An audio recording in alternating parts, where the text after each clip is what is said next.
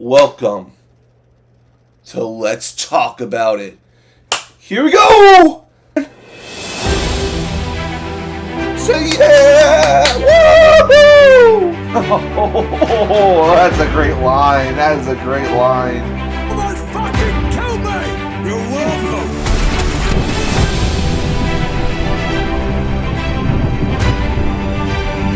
Hey guys, what is up? Welcome back to the series Let's Talk About It, where we discuss everything going on in the movie, TV, and video game world. I am your host, hosting this fabulous show where we're going to talk about everything, and we got a lot of cool topics to talk about today. A lot of cool topics that are really interesting, and I think you guys are going to enjoy. If you guys have any topics you ever want me to talk about, leave it in the comments down below, or send it to my email, or just send me a message saying, hey, can you talk about this article on the next show? Okay, now let's move on to our first topic here.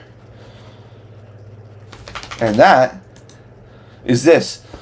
Now, a few months ago, we got a little rumor started going around that, that Netflix was still working on this Masters of the Universe movie. While Noah Centineo was a big name and he was kind of attached to it, but he left the project, and then it kind of just stood still. And then a few months ago, we heard a rumor that Bumblebee director Travis Scott might be taking a snab at Masters of the Universe. And now it seems like it's official. According to Variety, Mattel's Masters of the Universe moves from Netflix to Amazon for summer 2026 release. Travis Knight to direct. And I am beyond excited. Travis Knight is, I think, a director who's very good, but does not, for some reason, get a whole lot of work in Hollywood. He's made two very great mainstream movies in Kubo and the Two Strings, which was a fantastic stop-motion movie. And then he made Bumblebee, which is regarded probably as the best Transformers movie, live action, ever made. That beginning Cybertron sequence is just the best thing ever. It's the greatest thing of Transformers as a Transformers fan I've ever seen. And I'm still baffled that they did not bring him back to do more. But he's going to be doing his next big movie in Masters of the Universe. And, we can go down. They've been trying to get Masters of the Universe made for a while. They had the one back, I think, in the 70s with Dolph Lundgren, which wasn't really great. I've heard. I haven't watched it. And then, they've been trying to get this one made for a while, almost since, that I believe the MCU was born. They've been trying to get Masters of the Universe up. And, Masters of the Universe, a property I don't know much about, because I never was really interested in the property. Not even, really that. I watched a bit of, the Kevin Smith Netflix show they did, but, I really, was okay, it was an okay, show. And, now, another thing also with this is that they're going to take a little different approach. So, according to Variety, this is a synopsis for the film. Masters of the Universe introduces a 10-year-old Prince Adam who crashed to Earth in a spaceship and was separated from his magical power sword, that the only link to his home on Eternia, after tracking it down almost 2 decades later. Prince Adam is whisked back across space to defend his home planet against the evil forces of Skeletor. But to defeat such a powerful villain, Prince Adam will first need to uncover the mysteries of his past and become He-Man, the most powerful man in the universe. So, as you can tell, Travis Knight is also taking a bit of a different direction for the film. It's not going to be he's putting his own twist, how Prince Adam is kind of like this alien who I guess maybe crashes on Earth, and his sword is lost, and maybe he has to team up with people to find it so he can get home and defeat Skeletor.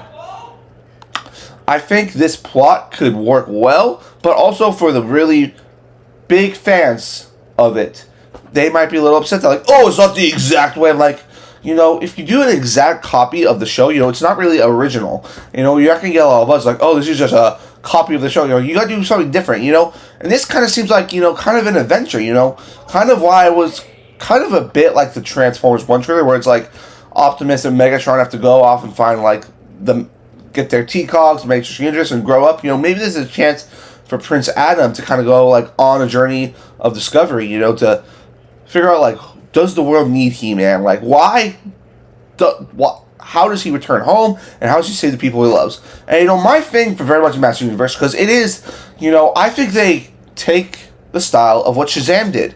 You have a younger actor play the Prince Adam character, because it does say here he's 10 years old.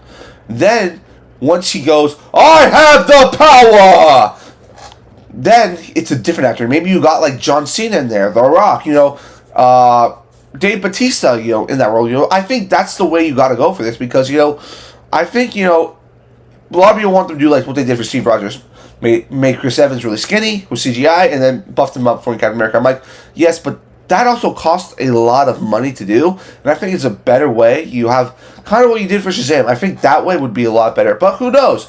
Are you guys excited for this Master of the Universes movie? Please tell me down below if you are, and let's move on to our next topic here.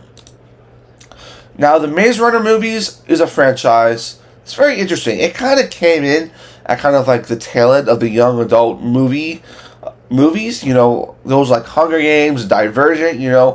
And it got free movies. But if you look at the box office of the movies, the first Maze. So we got the first Maze Runner here, because I'm looking at the box office right now. The first one made free 48. Which was really good for like a movie that wasn't really an IP yet. Okay. And then we go to the Scorch Trials. That one made free 12 at the box office. And it's like, oh, okay, it made 312, so it's going down a bit. And then we go on to the last one they did, Maze Runner: The Death Cure. Only 288. So the franchise did go down in movies. It basically made most of its box office internationally. But still, like, that's not, Hunger Games, when Hunger Games movies, their movies kept making money. For Maze Runner, they kept on losing money. So, it's interesting they want to go back to this franchise.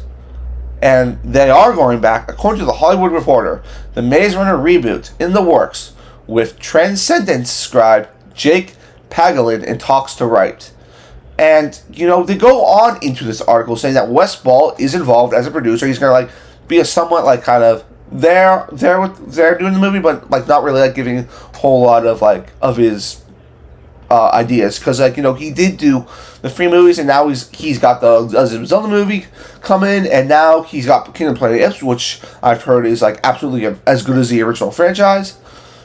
And, they are saying that this is going to be, not a reboot, but it's somewhat connected to the original trilogy, and what I like about what they did, it's not a prequel. It is a sequel movie. Yes, you heard me, sequel. Don't get me wrong, I really love that Hunger Games movie, but I always get interested, like, what happens afterwards? Like, what happened to Thomas and all the people in the Glade, when they got to that island, And, James Dasher, he's been coming out with some new books in the Maze Runner universe, set kind of in the future. I just picked up one of the new books because I'm a fan of the books. I really, really love all the books he wrote. Let me just look up the new one. What's the new one? What is the name of the new one called? Why can't I find it? The Maze Cutter. So, he just came up with a new book in 2022 called The Maze Cutter. I'm reading it right now, and it kind of, it's really interesting. Like, you don't have Thomas in there. Thomas is not in there, but you do have characters like Frypan, Frypan's in there. He's a lot older. It takes, like, I believe, like, almost, like, a few decades later, and follows a new set of characters, And I think that's an interesting way to go, like, see the world. What is happening in the future? Have they cured the zombie virus? Why are we... And, like, the question is, like, why go back to the Maze Runner? Maybe they have a really good story that Jake Pagellin has wrote for the movie. And, I'm just excited to return to the world of the Maze Runner. How about you guys? Are you excited to return to a somewhat reboot/sequel to The Maze Runner? Please make your comments down below, and let's move on to this next topic here.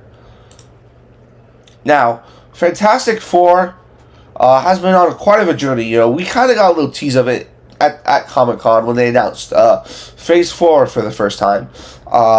And we got the cast. We got Pedro Pascal in there. Vanessa Kirby, Joseph Quinn, Ben Grimm, and then we also just got confirmation that Julia Gardner was playing the Silver Surfer. Now we have another actor added to the cast. And according to the Hollywood Reporter, Fantastic Four enlists Paul Walter Hauser for Fantastic Four. He was also just cast in the Naked Gun movie along Liam Neeson. And, I'm super excited for Paul Walter Hauser. I think like a lot of you, we were all introduced to him on Cobra Kai, playing Stingray. He is so good. He's such a good actor. I think we don't realize it.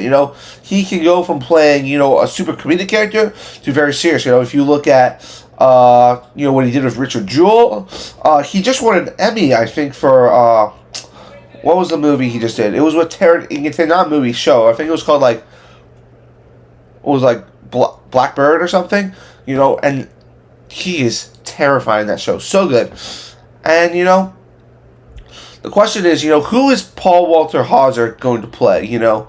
I think, a lot of people are saying Mole Man for the physique, but I'm like, could it be also possible that he might be voicing Galactus? Because he just had a movie, an animated movie, where he kind of voiced it in animated character. So he has that voice acting work already done, and, he's going to be extremely busy, and I'm super happy for him that he's going to be in this movie. And, maybe we're getting closer and closer, because this movie's going to be filming very, very soon. And so I'm excited to see him add to the class. I always say, if you can add talent, add talent, He has proven that he is a great actor, and I'm excited to see him in Fantastic Four. What do you guys think? Are you guys excited to hear that Paul Walter Hauser has been added to Fantastic Four? Or are you kind of like, Please leave down in the comments down below, and let's move on to our final topic here. Now, I've talked about Captain America 4 a lot. Captain America Brave New World, if we want to call it that. I've called it, saying that I am very worried for the movie. I do not have a lot of hope that it is going to be a good movie, because of all the things I've heard. All the things I've heard is it's going to just jam-pack another bunch of characters into a movie, which is just saying, put all these characters in, because our movie sucks, so we gotta go, people go see it. And I kind of want to discuss, again, on this movie, some of the things, we kind of got, we got a new still for the movie, and according to thecomicbook.com, we got a bit more of a tease to what the movie's really about. According to comicbookmovie.com, Captain America Brave New World still officially reveals Sam Wilson's suit as director teases leader's role.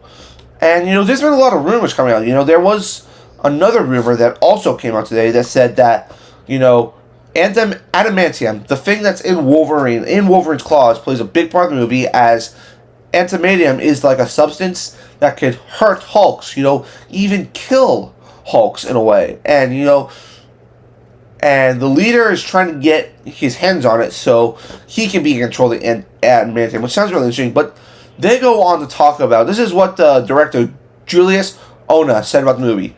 Really, Sam's coming out show is about putting him through the paces. Part of the challenge for Sam as Captain America, working within the government, is the way he's going to make decisions. The filmmaker continues, the point of view he's going to have will at times put him at odds with the president. The action in this movie is incredible, exciting, because this is a guy who can break. This is a guy who can bleed. We get to have a lot of fun pushing him to the limit. And, some of that makes me excited. How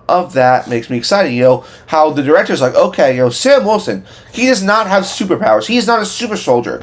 So, you have a Hulk go punch him in the face, he'll probably die. And, you have President Ross. You have Harrison Ford. Freaking Harrison Ford is in this movie. And he's playing Thunderbolt Ross, he's replacing William Hurt. And, there's so many things to get excited about. But I just have the feeling, guys, this movie is not going to deliver. I know, and then, of course, they're going back to reshoot the movie, because they shot this back when Chapek was like, let's push out all this Marvel stuff, let's just fill every movie with cameos. And Kevin Feige was like, no, Kevin Feige saw this movie, he's like, okay, we need to reshoot this movie.